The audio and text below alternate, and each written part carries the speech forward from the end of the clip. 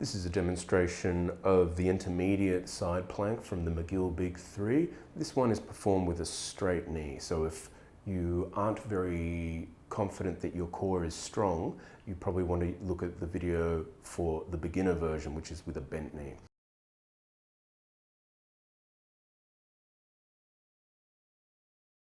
Straighten our legs in line with our spine. We pop our hand on top of our thigh and then we lift our hip off the ground and hold the position.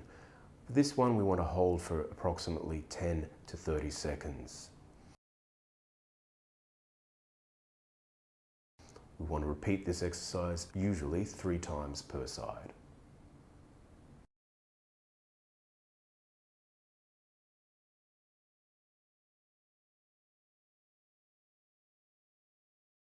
We hope you found this video useful. For more stretches and exercises of similar type, please keep watching our channel. And if you would like to book an appointment at Knead Massage and Natural Therapies, you can follow the link below or give us a call. And we would really appreciate if you like this video.